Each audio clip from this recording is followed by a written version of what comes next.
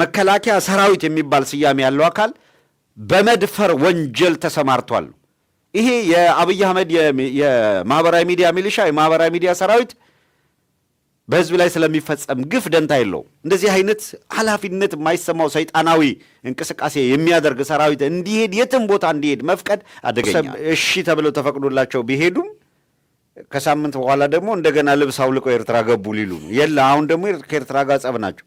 ካውለቁ ወደ ሊሄዱ ማንም ያለብሳቸው ባጫ እንደገና ከኬንያ ተንደርድሮ መጥቶ አሁንም ታላቁ ሩጫ ሊለን ነው። አብይ አህመድ አገዛዝ እንዳልኩ ሰሞኑን ስንለው እንደነበረው በጣም መጠነ ሰፊ የሆነ ሰራዊት ወደ ትግራይ እያስጠጋ ነው። ይሄ ሰራዊት ወዴት ነው መዳረሻው የሚሆነው የሚለውም በቅርብ እንከታተላለን የሚል ያነሳ ነው።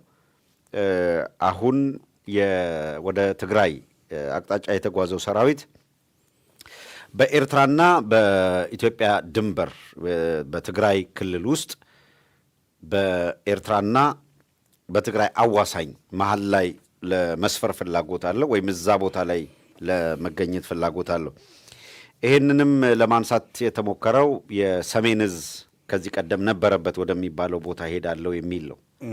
እንግዲህ እንደሚታወቀው የሰሜን እዝ በተመለከተ ጥቃት ተሰነዘረ ከተባለ በኋላ የፕሪቶሪያ ስምምነት አደረግን ሲሉ እዚህ በምስሉ ላይ እንደምታዩት በፕሪቶሪያው ስምምነት ላይ የፌዴራሉ ሰራዊት የኢትዮጵያ ድንበሮች አካባቢ ላይ ይሰፍራል የሚል የስምምነቱ አካል።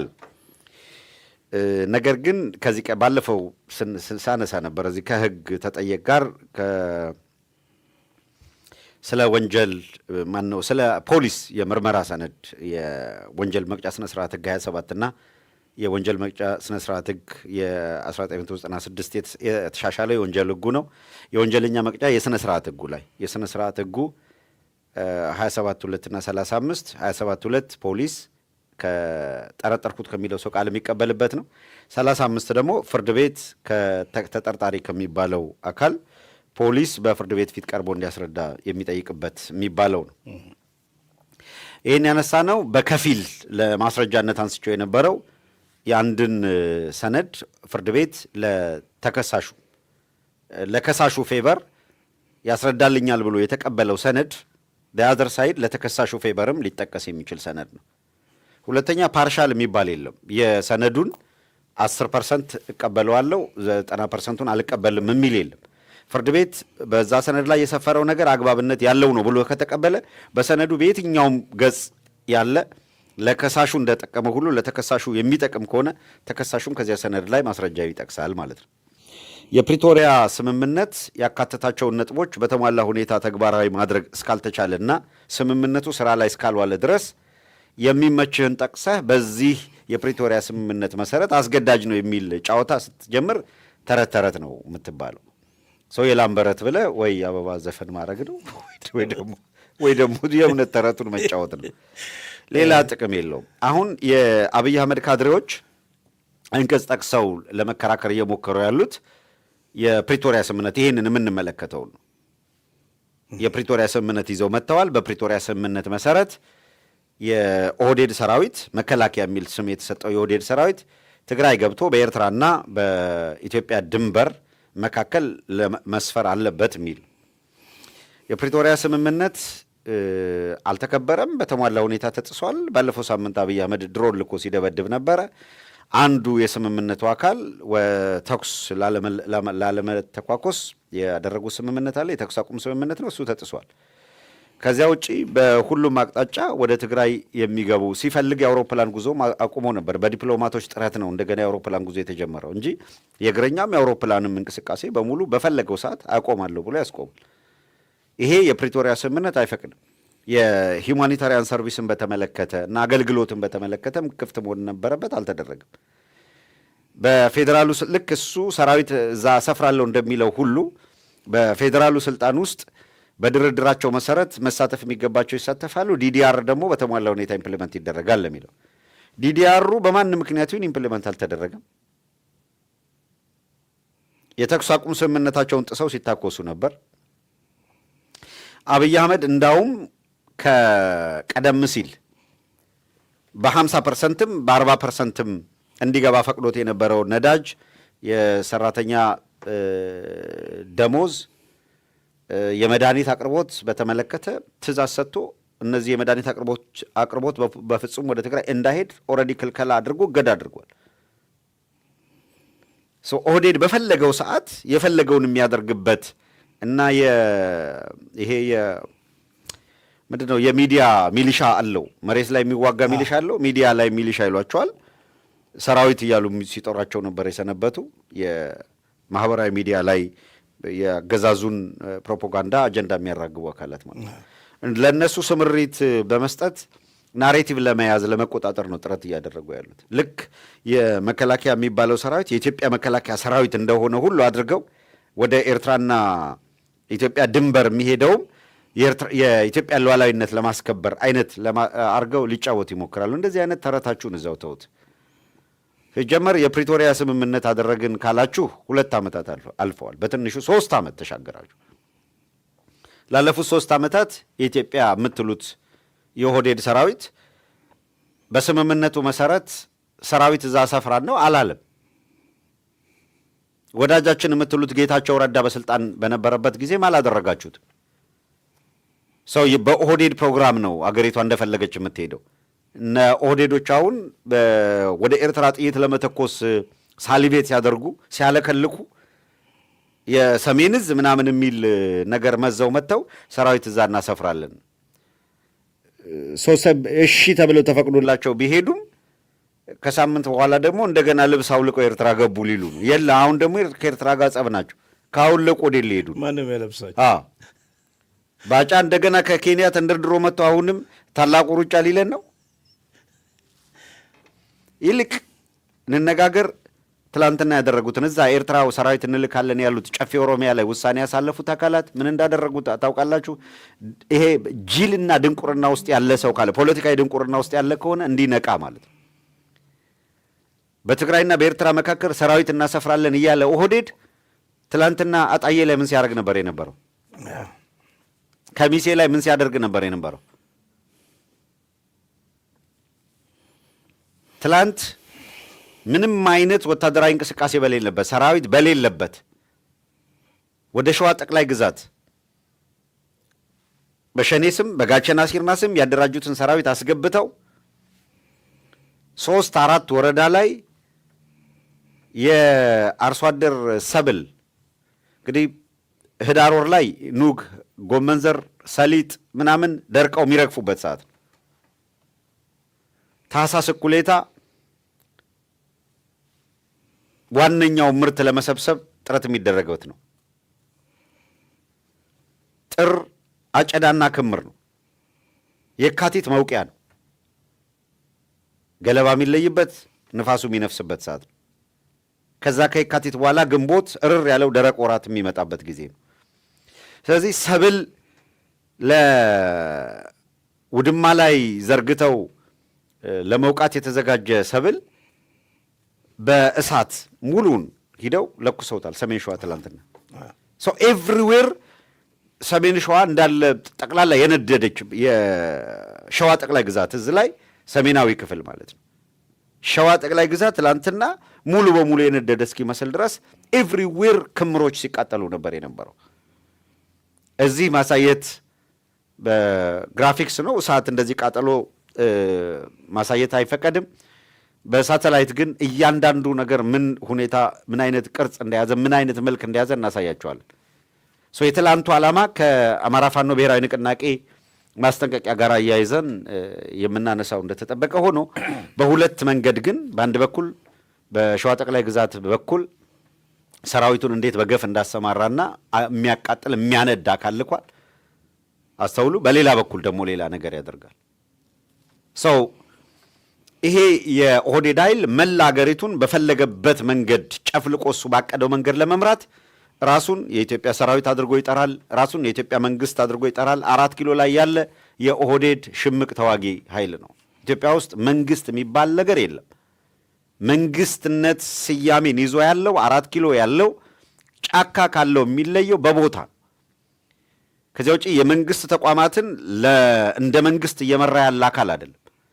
ይሄ ስብስብ በማንኛውም ጊዜ ሰራዊት አንቀሳቅሶ አሰማርቶ ኃላፊነትም አይሰማው። ሕፃናትን በመድፈር እኔ አይደለሁም ዓለም አቀፍ ተቋማት ዓለም አቀፍ ሚዲያዎች የሰጡትን ምስክርነት መመልከት ይቻላል። በአማራ ክልል ውስጥ ዓለም አቀፍ ሚዲያዎች ጥናቶችን መሰረት አድርገን እኛም ስናቀርበው ነበር የነበረው። ለናሙና ብቻ ከተወሰኑ የጤና ጣቢያዎች በተወሰደ ጥናት ከ2700 በላይ በዕድሜ ከ8 ዓመት ጀምሮ እስከ 90 ዓመት የሚደርሱ አዛውንቶችን መከላከያ ሰራዊት የሚባል ስያሜ ያለው አካል በመድፈር ወንጀል ተሰማርቷል። ይሄ የአብይ አህመድ የማህበራዊ ሚዲያ ሚሊሻ የማህበራዊ ሚዲያ ሰራዊት በህዝብ ላይ ስለሚፈጸም ግፍ ደንታ የለውም። ማህበረ ዴጎ ትግራይ ላይ ከነነፍሳቸው ገደል በጥይት እየተረሸኑ ገደል ሲወረወሩ የነበሩ አካላት ፕራክቲካሊ ኦህዴድ ትእዛዝ የሰጣቸው እነ ባጫ ደበሌ የሚያዟቸው እነ ብርሃኑ ጁላ የሚያዟቸው አብይ አህመድ ትእዛዝ የሰጠበት ወንጀል ተፈጽሞ እያለ ይሄ በቪዲዮ ተረጋግጦ እያለ የኤርትራ ሰራዊት ነው ብሎ ሊያጭበረብር ነው የሞከረው። ግን ፕራክቲካሊ ቪዲዮ አለ፣ መዋሸት በማይቻልበት ሁኔታ የትኛዋ ክፍለ ጦር የትኛዋ ብርጌድ እዛ ጋር ያን ወንጀል እንደፈጸመች በማስረጃ በቪዲዮ አለ። ምርኮኞች የሰጡት ቃል አለ። ድርጊቱ ሲፈጸም በቀጥታ ቀረጻ እየተደረገ ስለነበረ የዛ የተቀረጸበት አለ። ለማጭበርበር አገዛዙ የሄደበትን ርቀት የሚያሳዩ ማስረጃዎች አሉ። በወቅቱ ሆይታ ስላለ ነገርየው ወንጀሉ የተፈጸመው ትግራይ ላይ ነው። በህወሓት የተማረረ ኃይሉላ እዛ የተፈጸመውን ወንጀል ወደ ማድበስበስና የወንጀሉ ተሳታፊ ወደ መሆን የሄደ በርካታ ነው። ይሁን እንጂ ከህወሓት ጋር ያለን ቅራኔ በንጹሐን ህዝብ ላይ ኦህዴድ ለሚፈጽመው ግፍ መሸፈኛ ማድረግ ሞራላዊም አይደለም ሃይማኖታዊም አይደለም ነው መከራከሪያችን። በዛ የፈጸመውን ግፍ ተበረታቶ አማራው ላይ በእጥፍ ደግሞት የኢትዮጵያ ሰብአዊ መብት ኮሚሽን የሚባለው ፓርላማ በጀት የመደበለት ተቋም የመንግስት ብሎ ጠርቶ የመንግስት ሰራዊት በአማራ ክልል ገብቶ መድፈርን እንደ ጦርነት ስልት ተጠቅሞበታል የሚለው ይፋ ተደርጓል። ሰራዊቱን እሺ ብሎ ቢያስገቡት የሚገባው ሰራዊትና የሚሰፍረው ሰራዊት ምን አይነት ሰራዊት ነው? ረሃብን እንደ ጦር መሳሪያ የሚጠቀም መድፈር እንደ ጦር መሳሪያ የሚጠቀም ከማንኛውም የውስጥ ኃይል ጋር ተቀናጅቶ ሲቪሊያንን በመረሸን ገደል መክተትን እንደ ድል አድራጊነት የሚቆጥር ሰራዊት ነው የሚሄደው። ይህንን ግልጽ መሆን አለበት። ትላንትና አጣዬ ሰንበቴ ከሚሴ አካባቢ ላይ የአርሶ አደር ሰብል በማንደድ የተሰማራ ኃይል ነው ትግራይ ሊሂድ እያለ ያለው። ለምን አሳልፎ ነው ሂድ የሚል ጨዋታ ሊኖር የሚችለው?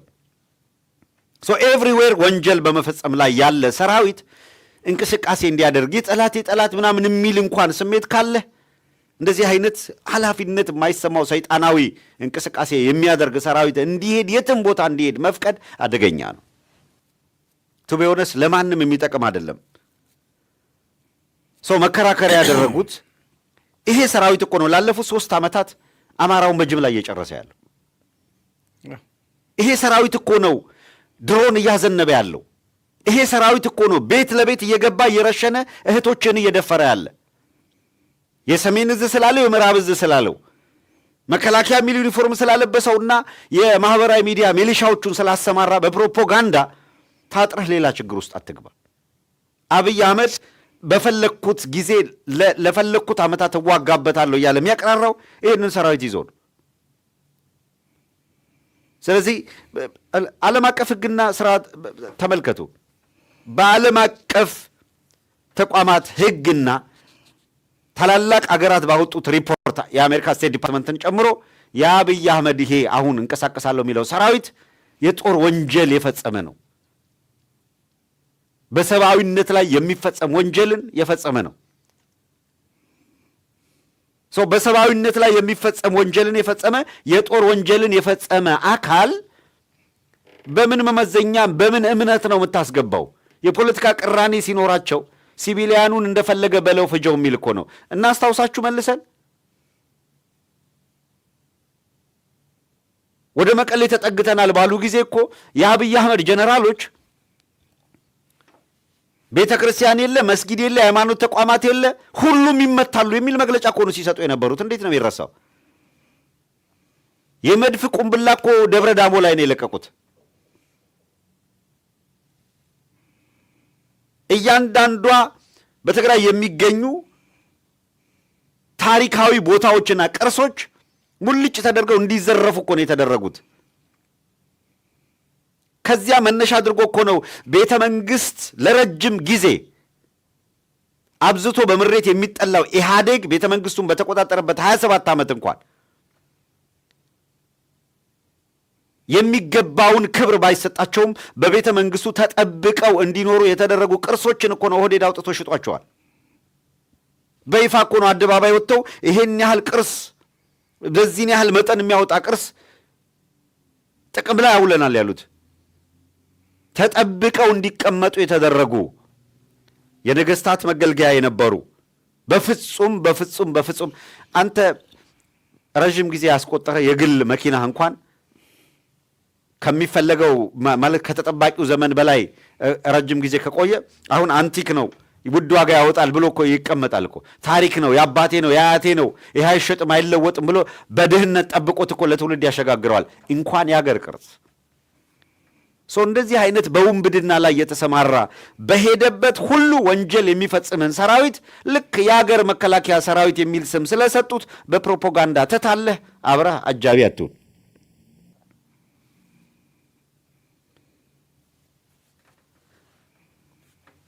ይኸውልህ ሱዳን ላይ የውሃ ጎርፍ ምናምን አስቸገረ ብሎ በሱዳን በተከሰተ የውሃ ጎርፍ የ4 ሰው ህይወት በማለፉ ሐዘን ይሰማናል ብሎ መግለጫ የሰጠው አብይ አህመድ ሸዋ ጠቅላይ ግዛት ትላንትና ያሰማራው ሰራዊት ዳር እስከ ዳር ሲያነዳት 4 ኪሎ ላይ ዋይን እያጋጩ ይሙቁት እሳቱን ነው ሲሉ የነበረው።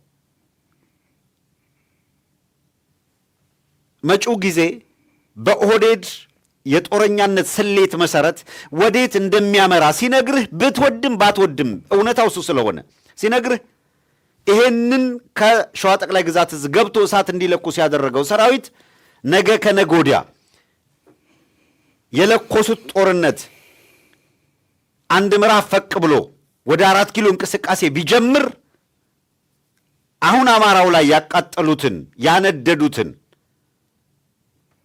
ኦሮሚያ በሚባለው ክልል ላይ ይለኩሱትና ነገሩን ወደ ሲቪል ጦርነት ይመሩታል። ይህንን ነው እየነገሩ ያሉት። እንደዚህ አይነት ለምንም ርህራሄ የሌለው ስልጣኑን ለማስጠበቅ በሲቪሊያን መካከል ጭምር ህዝብ ለህዝብ ጦርነት እንዲነሳ የሚያሽላላ ቡድን ነው። የሆነ ቦታ ሊቀሳቀስ ሲል ከሀገር ጠባቂ የምታደርገው አገር ጠባቂ የሚባል ሰራዊት የለም። አሁን በኦህዴድ የሚጠበቅ የኢትዮጵያ ሉዓላዊነት የሚባል ነገር የለም። እውነታውን መቀበል ያስፈልጋል። እንደዚህ አይነት በውንብድና የሚንቀሳቀስ ሰራዊት ነው ወደ ትግራይ እገባለሁ እያለ ያለው። ኢትዮጵያ ሞኖፖሊ ቫይለንስ የተከበረለት ህግ አክብሮ የሚንቀሳቀስ ስርዓተ መንግስት ቢኖር ኑሮ የድንበር ሁሌም የሚጠበቀው በመንግስት በሆነው አካል ነው። መንግስት በሌለበት ግን ህዝብ ራሱን መጠበቅ አለበት። በመንግስትነት ስም ህፃናት ልጆችህን የሚደፍር ሰራዊት እልካለሁ ሲል እቀበላለሁ ካልክ ችግሩ ያንተ ነው የሚሆነው። ዞሮ ዞሮ ከረጅም ጊዜ በኋላ አሁን ለጦርነት ዝግጅት በሚያደርጉበት ጊዜ ሰራዊት ወደዛ እንልካለን አሉ። በታደሰ ወረደ በኩል ጀነራል ታደሰ ወረደ የትግራይ ጊዜያዊ አስተዳደር ፕሬዚደንት ነው። እንደዚህ አይነት ንግግር አላደረግንም፣ እንዲህ አይነት ስምምነት አላደረግንም የሚል ነው።